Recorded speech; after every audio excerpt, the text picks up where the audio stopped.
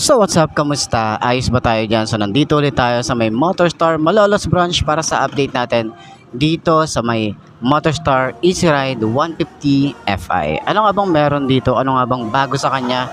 At kung sulit pa rin nga ba ngayong 2024 itong motorcycle na to? Ayos na ayos siya. Let's go. Time to grind, get inside your mind. Yeah, we working overtime. That's the only way to climb. We gon' make it in our prime. Signing on the dotted line, cashing checks left and right. That's the way I'm living life. I feel alive when I got a goal in sight. Chip away, I gotta fight. Ain't nobody else in sight. Man, I think I see the light. Yeah, that shit is so bright. Follow me, I got the guide. See you on the other side. So yun na nga, para sa kanyang presyo, papakita natin sa screen nyo para may idea kayo kung magkano nga ba ang cash, down payment, installment at rebate nitong motorcycle na to. Marami na naglabasan nitong mga nakaraan, itong mga vlog natin na syempre ito yung unang FI ni Motorstar na alam naman natin na dito talaga nag-umpisa yung FI nila. Tapos nasundan na nung CL, nasundan na nung P na FI.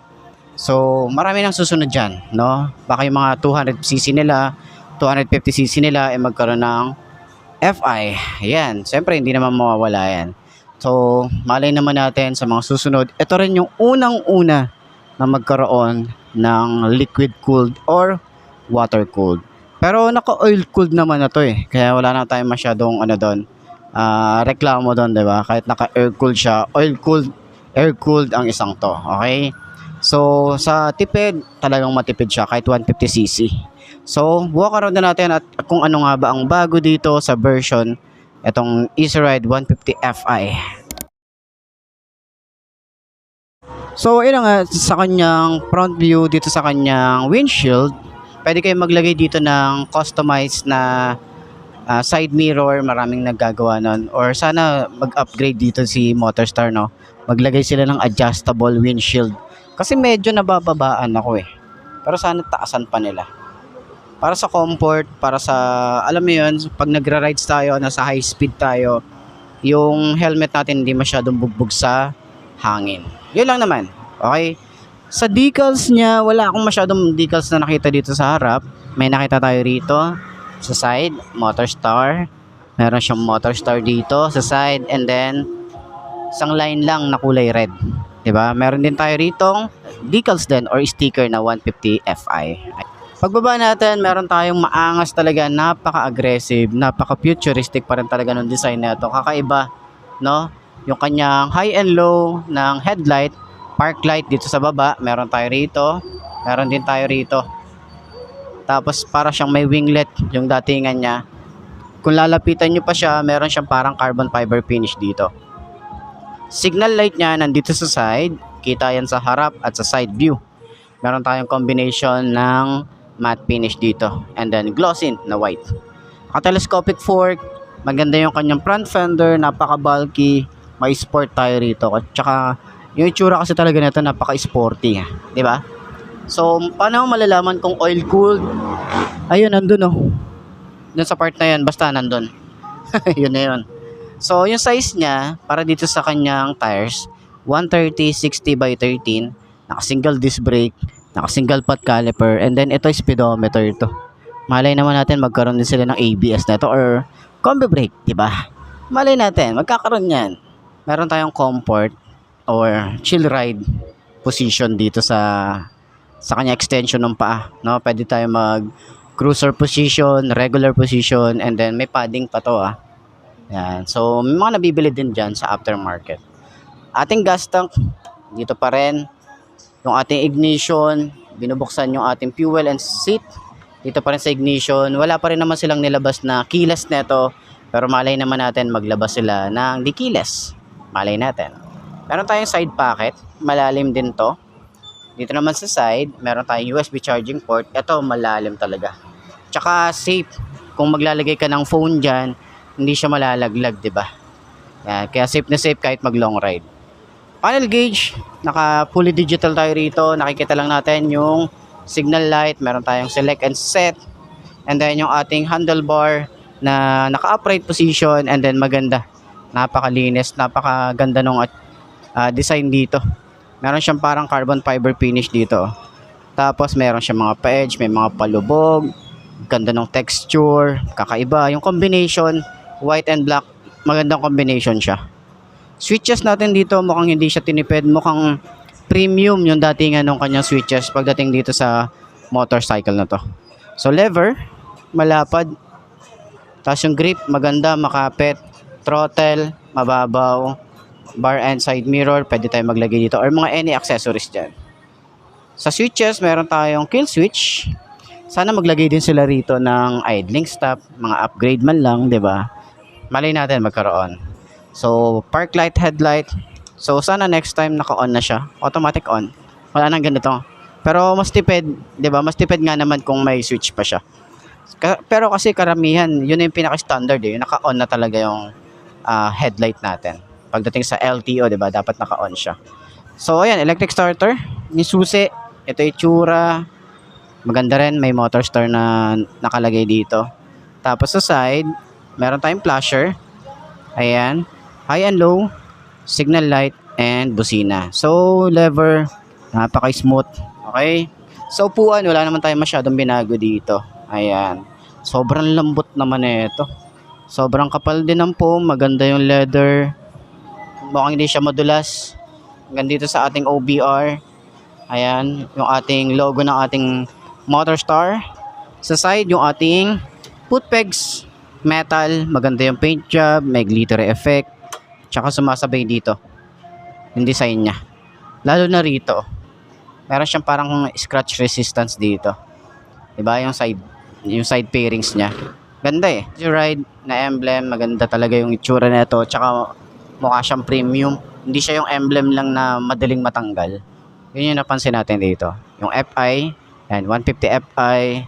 Tapos dito sa ilalim, meron tayong tire hugger, bulky, malapad. Ayan, tapos flexible. So sana dito maglagay sila ng harang. Diba? Air cool pa rin naman to at bulky din tingnan yung ating cover. Ganda o stylish din. Lalo na exhaust. Ganda rin ng design dito. Yan. Para siyang may carbon fiber finish. Tambucho niya mataba, okay? Naka dual shock tayo rito, hindi siya adjustable. Meron din tayong swing arm. Naka disc brake din tayo dito sa likod, nasa gitna rin siya. Same nung sa 150p na FI. So ang size din dito, same lang dun sa harap, 130/60 by 13, tubeless na rin. Yung ating taillight na LED rin, tapos may mga split type, signal light dito na rin siya. Tapos meron tayong plate light, reflector, side by side, malapad na fender or lagayan ng ating plate dito. Tapos may reflector din dito sa baba. Ayan. So kagandahan din dito is meron tayong kickstart. Hindi pa rin inaalis to ni Motorstar. Laking tulong talaga nito. Tsaka napaka-bulky nung ating panggilid filter, ang laki talaga. 'Di ba? Pati itsura dito sa ating panggilid or CVT. Side stand kill switch, sana magkaroon dito. Ito kasi wala eh. Malay natin. At syempre, yung pinakabago na nabago rito, na nabago eh, no? Pero ang update para dito, meron na tayo ritong nakaabang na bracket, solid, makapal yung metal, stylish yung datingan, napakaganda nung ating nilagay dito ni Motorstar. So hindi ka na bibili ng bracket para lang sa top box mo. Eto na siya, nandito na siya. So nakaabang na yan, no? Nakaset na yan. Okay? Napakaganda, 'di ba? Yan yung pinakabagong ginawa ni Motorstar Easy Ride 150 Fi para sa motorcycle na to. Yun lang naman yung update natin dito. 'Di ba? Yung specs niya same pa rin naman. Yun lang naman, no? Pero yung mga color variant, papakita ko na lang din sa inyo sa mga susunod na vlog natin. So, sa ngayon, itong kulay white pa lang ang nakita natin, diba? So, ayan, sakyan natin para at least dun sa mga 5.2 na kagaya ko, meron kayong idea kung abot ba ng 5.2 ang motorcycle na to. Let's go! Let's go! Time to grind, get inside your mind. Yeah, we working overtime. That's the only way to climb. We gon' make it in our prime. Signing on the dotted line, cashing checks left and right. That's the way I'm living life. I feel alive when I got a goal in sight. Chip away, I gotta fight. Ain't nobody else in sight. Man, I think I see the light. Yeah, that shit is so bright. Follow me, I got the guide. See you on the other side. Okay, sakyan natin itong Motorstar Easy Ride 150 Fi na meron na siyang bracket. Yun yung upgraded version dito. Side stand natin, yun no. So sa mga di nakakaalam, ito yung kauna-unahang Fi ni Motorstar. 5'2" ang aking height. Sakyan natin, yun, sobrang tiptoe. Ganyan ang tsura natin, pero once na naitayo na natin yung motorcycle, pwede natin siyang bitawan. Ayan, kaya natin siyang i-manage. Turning radius, napakalawak niyan boy. Kahit isingit-singit mo siya, tsaka ang kalmado lang nung datingan natin dito. Ganito yung itsura natin pag nagra-rides, extension, ganyan, diba? Tapos yung shock sa harap, sobrang smooth. Kita nyo naman yan, diba? Ang smooth. Tapos yung shock sa likod, medyo natitigasan ako. Pero pwede nyo naman siyang bilan ng aftermarket na shock. Pwede, may mga available dan. Okay, so yun na nga, para dun sa lahat ng mga gustong kumuha na ganitong motorcycle, pinakita ko naman na sa inyo yung kanyang price, and then yung ating contact number para dito sa my Motorstar Malolos branch. Ayos na ayos yan. Center stand natin, kung magaan ba siya, no? Pero pag tinutulak naman siya, hindi naman siya ganun kabigat eh. Yan, dali lang, di ba? Ayos. So ayun nga mga best, no, ito na ba ang motor na babagi sa'yo? Kung ito na nga ay markahan mo na at mag-subscribe ka na sa aking YouTube channel, i-click mo na rin notification bell para updated ka sa lahat ng videos na upload natin dito araw-araw. So lagi yung tatandaan, wala sa brand ng motor ang itatagal niyan, kundi na sa pag-aalaga mo yan. Tatagal yan, ayos na ayos yan. So kita ka na lang ulit tayo bukas. I'm Mark D. Ciao. Maraming salamat sa inyo. Babush. Gotta stop till I'm chilling at the top, yeah. Gotta stop till I'm chilling at the top, yeah.